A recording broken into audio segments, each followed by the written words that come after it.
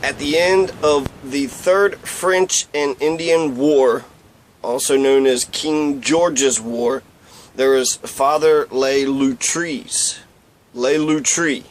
It's a French name. Father Le Loutre's War that had the dates of 1744 to 1748. That nestles itself in between the official years between the Third French and Indian War, King George's War, and the Fourth French and Indian War, the 7 Years' War, which puts suspicion upon the dates of the Fourth French and Indian War dates being 1754 to 1763. Nevertheless, in 1749, 5 years before the Fourth and French Indian War, the main one, the one that George Washington started by doing Robert Dinwiddie's land speculating work, but after King George's War. So 1749 was after King George's War, after Father Loutre's War, but before the French and Indian War. And this is when William Crawford became acquainted with George Washington. George Washington, who was at the time a young surveyor, somewhat younger than William Crawford. William Crawford had accompanied George Washington on surveying trips and learned the trade. William Crawford was a British soldier who would eventually Benedict Arnold them and deflect. William Crawford also was a land surveyor slash speculator. A land speculator who worked as a Western land agent for George Washington. George Washington, a plantation owner, a seventh generation plantation owner who was also a surveyor and a land speculator. So William Crawford worked as a Western land agent for George Washington. Crawford and George Washington met in 1749 and they fell in love with each other. Very much like Jonathan and David. They loved each other more than they loved women. Just like Jonathan and David. Jonathan, David in the Bible. King David. As in David and Goliath, David. Jonathan and David, they had more love for each other. A man more than all of womankind. I'm not for sure if that's gay, but it seems very gay. Anyways, William Crawford learned the trade of surveying and speculating from George Washington when he became acquainted with him in 1749. During the American Revolution, Simon Girty initially served with American forces against Great Britain and her Native American allies, but after Edward Hand's defeat, his failed 1778 Squaw campaign, Simon Girty had a change of heart. In early 1778, February 8th, 1778, a force of 500 American volunteers was being led by General Edward Hand, Colonel William Crawford, a land speculator, surveyor for George Washington, and Colonel Providence Mounts, and it also included Simon Girty. So there's a force, Edward Hand, so this is Hand's invasion with 500 American volunteers, 1778, 2 years after the Declaration of Independence, but 3 years before the Battle of Yorktown. And is being led by General Edward Hand, also William Crawford, and Colonel Providence Mounts. Now, Simon Girty was a part of this. Now, Simon Girty, just real fast, he's of Scots-Irish lineage. Simon Girty's father had been murdered when Simon was very young, and Simon's stepfather was burned at the stake in front of Simon. Then Simon Girty was given to the Seneca under Gaius Suta's tribe, and that's when Simon Girty went Injun.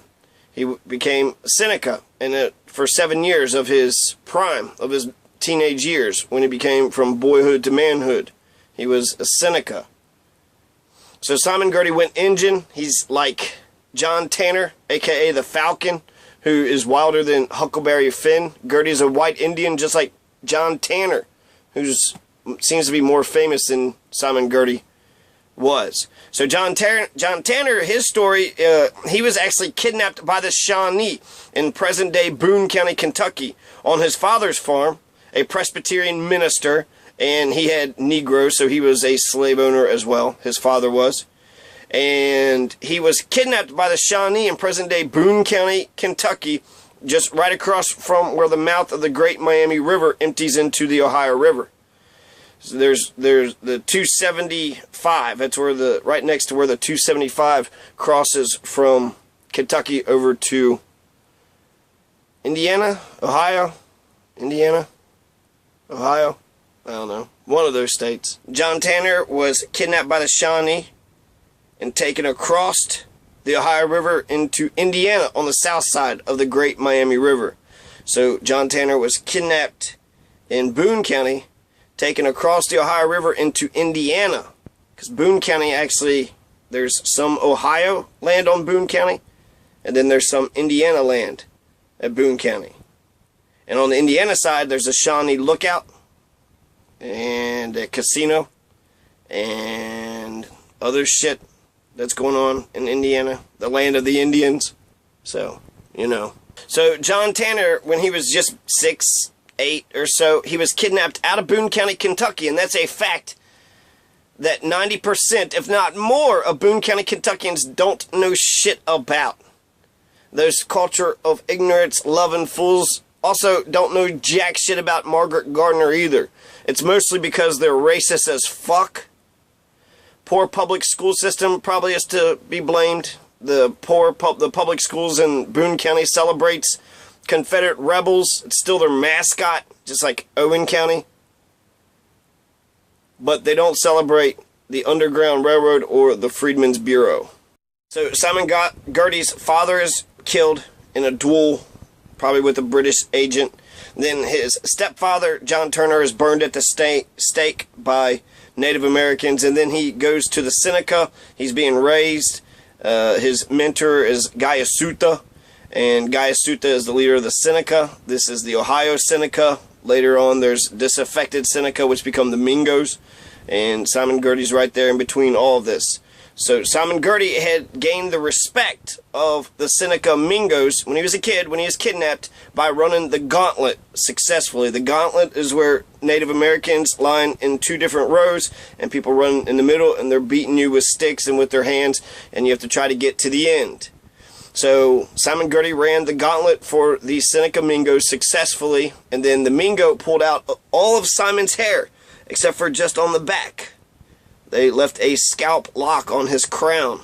That initiated him into the family of Guyasuta's tribe, of the Seneca. Later, Simon Girty was given breech cloth and leggings, a deerskin shirt, and moccasins. Simon Girty lived with Guyasuta for 7 years. He was returned to the British in November 1764 during a prisoner exchange after the end of Pontiac's War. The purpose of Edward Hand's 1778 invasion of the Ohio country, of which William Crawford was a general in, was to destroy Native American stores and supplies along the Cuyahoga River in northeastern Ohio.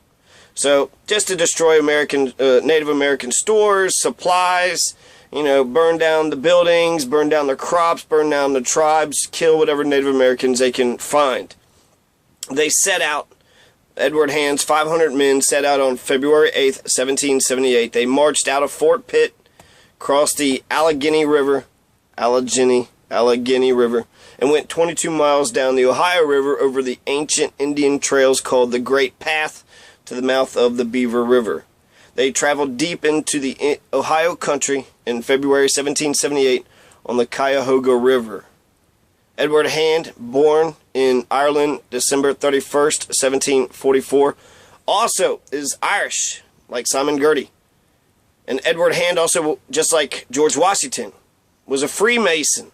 Edward Hand was a 32nd degree Freemason belonging to the Montgomery Military Lodge number 14. There was poor organization, adverse weather conditions which worked against Edward Hand's invasion, and on the long return march to Fort Pitt, the long return march, because they went out and found nothing, so they were coming back to Fort Pitt.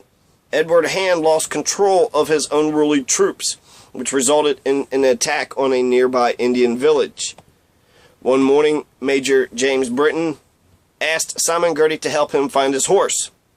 After finding the horse, James Britton and Simon Girty were returning to camp when they heard gunfire near the forks of the Beaver River, which is at the confluence of the Mahoning and Shenango River. The white Americans had come across Kuskuski,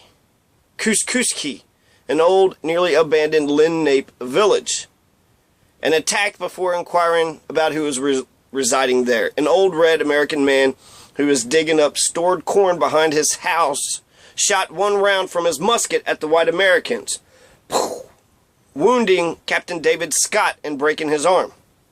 Reason Virgin killed the old man with his tomahawk. A woman ran out of the cabin with her hands up, and she leaned against a tree.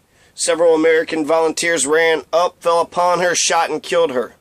Another woman and a group of children ran from a cabin and disappeared into the woods.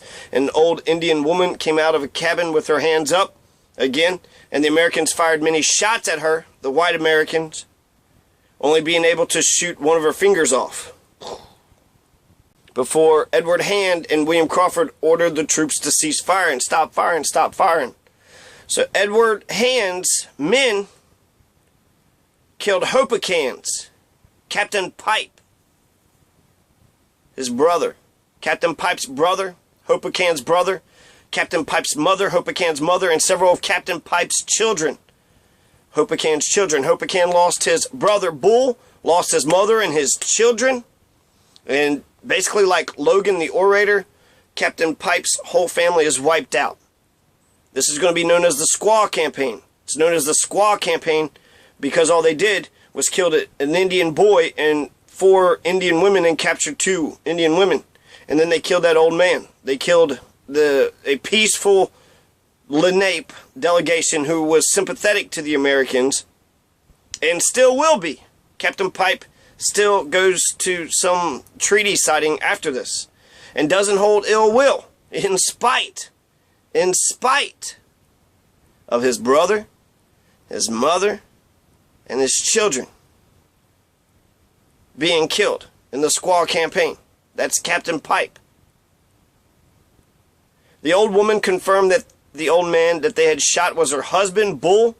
Bull's brother was Hopekan. Captain Pipe, the principal Lenape chief. The dead woman was Captain Pipe's mother. The old woman also mentioned that there are 10 Munsee warriors, 10 Munsee warriors at a nearby salt lick 10 miles up the Mahoning River at present-day Niles, Ohio. General Hand sent Simon Girty and a dozen American volunteers to scout for these warriors, but they only found 5 Lenape women, one of whom they kept as a hostage, and a young Indian boy. The Lenape boy, who was hunting birds in a tree by himself with a bow and arrow, was killed. Americans Zach Connell and Squire Foreman argued over who got the boy's scalp. And Simon Girty watched all of this. Simon Girty was a part of Hand's expedition. It was Simon Girty who settled the dispute over the argument between Zach Connell and Squire Foreman about who gets to keep the peaceful Lenape boy's scalp. So the Lenape boy was peaceful, minding his own business, an innocent slave just for being in the wrong place at the wrong time. The Squaw campaign fucked Simon Girty up. The Squaw campaign was Simon Girty's breaking point. On March 3rd, 1778, Edward Hand returned to Fort Pitt with a few Indian muskets, pots and pans, 2 Indian women captives, and a pair of scalps. George Morgan apologized to the Lenape people, who were at the time neutral.